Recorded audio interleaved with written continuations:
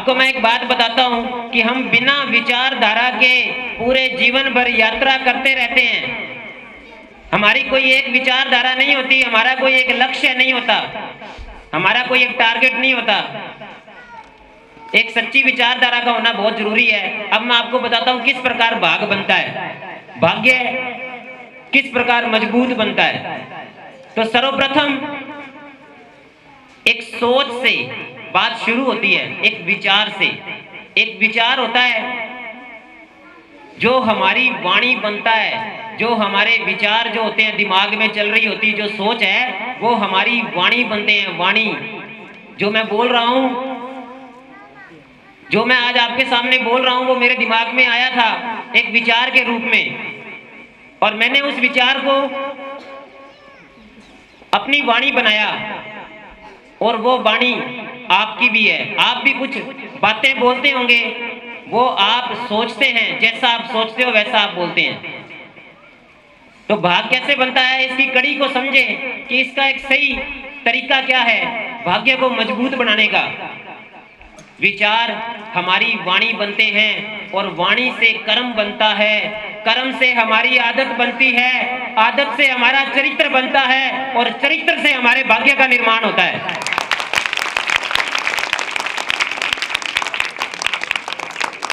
अब भाग्य का निर्माण करने के लिए अच्छे काफी जो साथी बैठे हैं सामने, मैं उनसे निवेदन करना चाहता हूं कि आप बताएं आप में से कितने साथी हैं जो मजदूरी करते हैं। बहुत खतरा उठाना पड़ता है। नियति ये कहती है कि अधिक पाना है, लेकिन अधिक पाने के लिए बहुत खतरा उठाना पड़ता है। कुछ लोग खतरा नहीं उठाते, कुछ लोग खतरा नहीं उठाते। जीवन जैसे चल रहा है बस जीते चले जाते हैं, जीवन जैसे चल रहा है बस जीते चले जाते हैं। उन्हें औरों से अलग बनाता है, और उसे एक संतोष रहता है कि मैंने कुछ अच्छा कर दिखाने का प्रयास तो किया।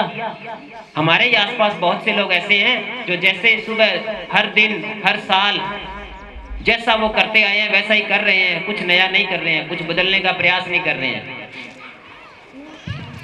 आपने सुना होगा टीवी पर कई बार दिखाते हैं एक आइडिया जो बदल दे दुनिया।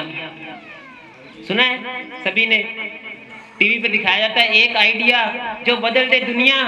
आइडिया ही होता है जो दुनिया बदलता है, आइडिया सीधा दुनिया नहीं बदलता। एक विचार दिमाग में आता है, वो हमारी वाणी बनता है, वाणी से कर्म बनते हैं, जो काम हम बार बार करते हैं वो हमारी आदत बनते हैं, आदत से हमारे चरित्र का निर्माण होता है, और फिर हमारे भाग्य का निर्माण होता है। विचार है हमारे पास निष्कर्ष के रूप में। जैसा मैंने पहले कहा था कि आज यहाँ आए हैं, यहाँ से कुछ लेकर जाना है, एक संकल्प बनाना है कि हमें क्या करना है और क्या पाना है। आज एक विचार हमारे सामने आ गया, और मैं चाहता हूं कि वो आपका कर्म बने। आप वैसे काम करो और वो आपकी आदत में आए, जिससे आपका भाग्य मजबूत हो, ताकि ये देश का भविष्य है जिसको हम कहते हैं ये वाकई देश का भविष्य बनकर हमारे सामने आए। अब इसके लिए विचार क्या है? विचार एक है कि अधिक पाना है और खतरा उठाना है।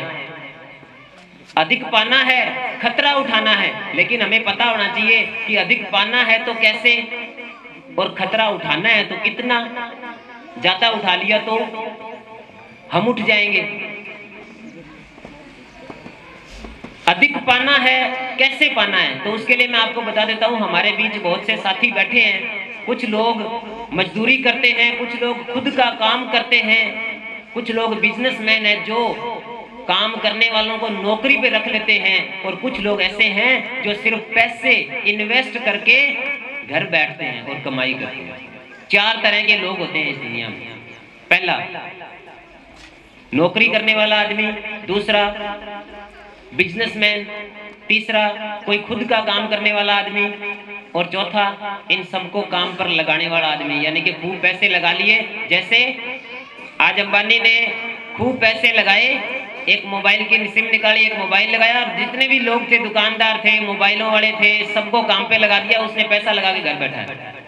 ऐसे कितने परसेंट लोग होते हैं? 2% लोग होते हैं, उनके पास दुनिया का 80% पैसा है, और हमारे जैसे 80% लोग जिनके पास दुनिया का 2% पैसा है। ऐसा इतना बड़ा अंतर क्यों है? कि दुनिया के 2% लोग 80% पैसे के मालिक हैं और 80% लोग सिर्फ 2% पैसे के मालिक हैं।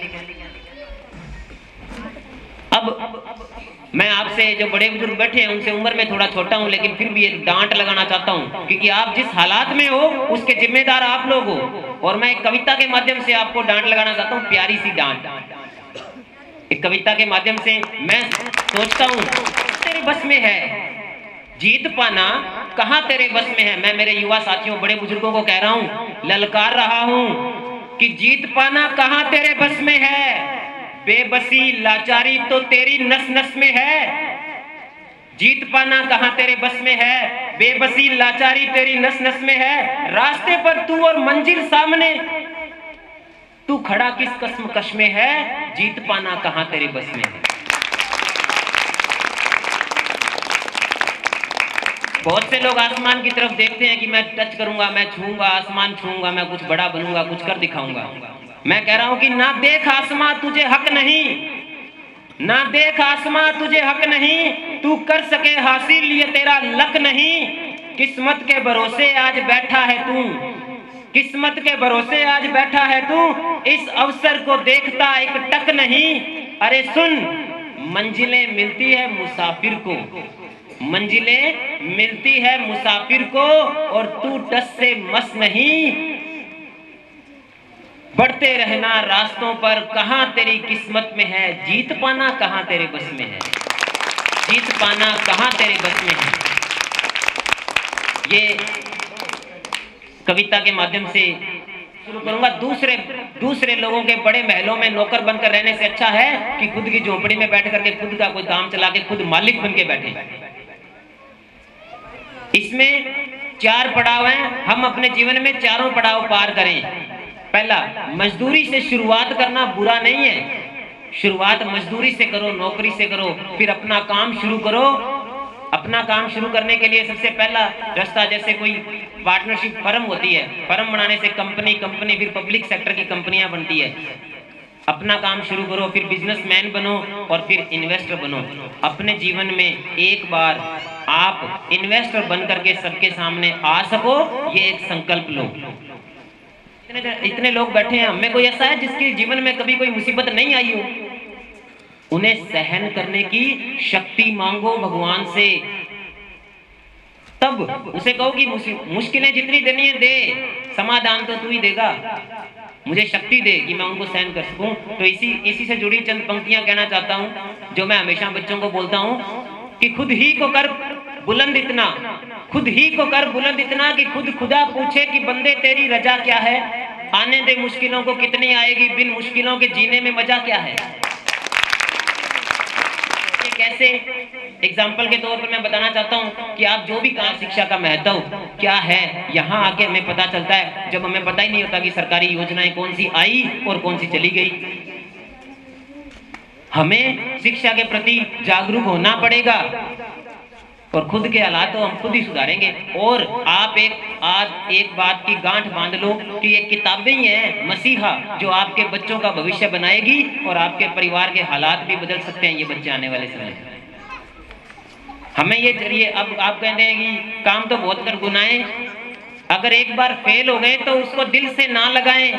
जैसा एक बच्चे ने बताया था कि 21 साल से एक व्यक्ति ने शुरू किया, 52 साल में जाके अमेरिका का राष्ट्रपति बना। बहुत बार वो फेल हुआ, और जिस बिजली से ये बल्ब की रोशनी में हम बैठते हैं, रोशनी में शाम को, वो बल्ब बनाने के लिए 1000 बार प्रयास किए गए थे, तब वो बनाया गया था। अगर उस आदमी ने 2-3 बार प्रयास करके छोड़ दिया होता तो आज भी हम अंधेरे में या दीपक या वो जो दिया जलाते हैं उसकी रोशनी में बैठे होते। 1000 बार प्रयास करने के बाद वो बल्ब की रोशनी आई थी, वो बनाया गया था। उससे हिम्मत नहीं आ रही थी। राजीव ने बड़ी अच्छी बात कही थी। तो मैं बच्चों को एक बात बोलता हूं हमेशा कि परेशानियों से भागना वही समाधान नहीं है।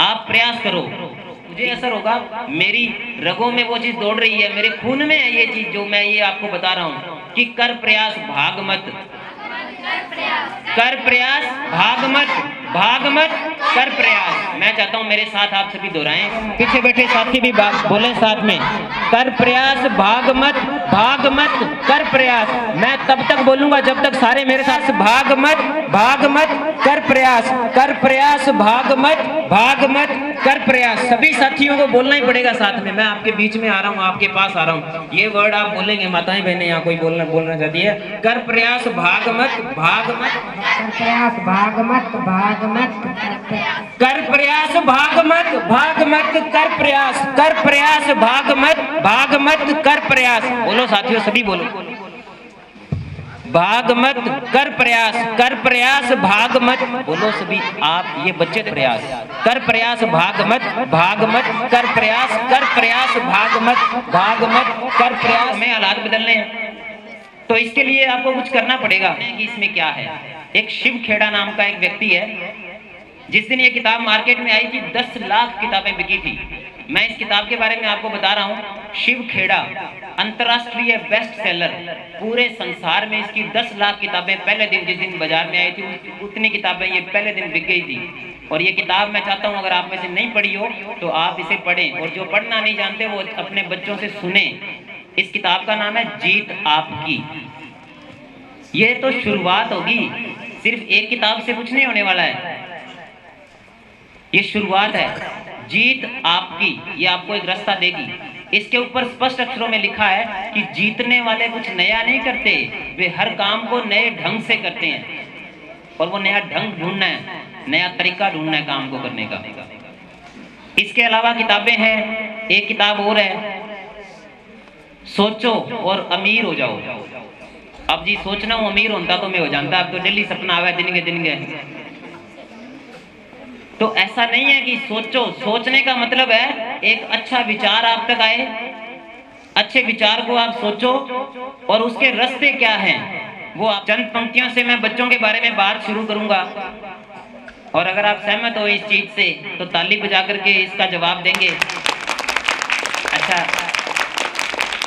मुझे की आर्थिक स्थिति के बारे में सर से दूर, ना किसी बच्चे के सर से दूर उसके माता पिता का साया हो, ना किसी बच्चे के सर से दूर उसके माता पिता का साया हो, ना किसी बच्चे की आंख में दर्द समाया हो, ना किसी बच्चे की आंख में दर्द समाया हो। दुआ है कामयाब हो बच्चा बच्चा इस देश का, दुआ है कि कामयाब हो बच्चा बच्चा इस देश का, ना माँ बाप की मेहनत कभी जाया हो, ना माँ बाप की मेहनत कभी जाया हो। स्कूल में जाता है, अक्षर ज्ञान सीखता है। अभी कौन सा अक्षर क्या लिखा हुआ है उसको पढ़ना लिखना सीखता है, अक्षर ज्ञान। नैतिक शिक्षा, नैतिक शिक्षा, संस्कार, सामाजिक समझ, समाज में व्यवहार, रहन सहन, आर्थिक समझ, आर्थिक समझ यानी कि पैसा। हम अपने घर की स्थिति को समझें, उसको आर्थिक समझ कहते हैं, कि वो पैसे की उसको समझ हो कि पैसों का क्या महत्व है। कुछ कर दिखाने का साहस, दृढ़ निश्चयता और वचनबद्धता इत्यादि गुण हमारे बच्चों में होने चाहिए। ये क्यों नहीं सोचते हम लोग? अगर सोचते हैं तो उस बारे में प्रयास क्यों नहीं करते? अक्षर ज्ञान, नैतिक शिक्षा, सामाजिक समझ, आर्थिक समझ, राजनीतिक समझ, कुछ अच्छा कर दिखाने का साहस, दृढ़ निश्चयी, वचनबद्धता, ये कुछ गुण हैं जो हमारे बच्चों में होने चाहिए। जब बच्चों की बात आती है और मैं एक सीढ़ी पहुंच जाऊंगा, यूं ही चलते चलते एक दिन कहीं पहुंच जाऊंगा, सदा नजर तुम्हें मैं आऊंगा, सदा नजर तुम्हें मैं आऊंगा। जिस कारण बनाया भगवान ने मुझे, जिस कारण बनाया भगवान ने मुझे, वो सब मैं कर दिखाऊंगा। एक दिन ऐसा माहौल बनाऊंगा, एक दिन ऐसा माहौल बनाऊंगा, ना झगड़ेगा, ना लड़ेगा, ना हारेगा कभी किस्मत से। एक ऐसा इंसान बनाऊंगा, एक ऐसा इंसान बनाऊंगा। अपने इस विद्यालय प्रांगण में बैठे सभी बच्चे और आप सभी के उज्जवल भविष्य की कामना कर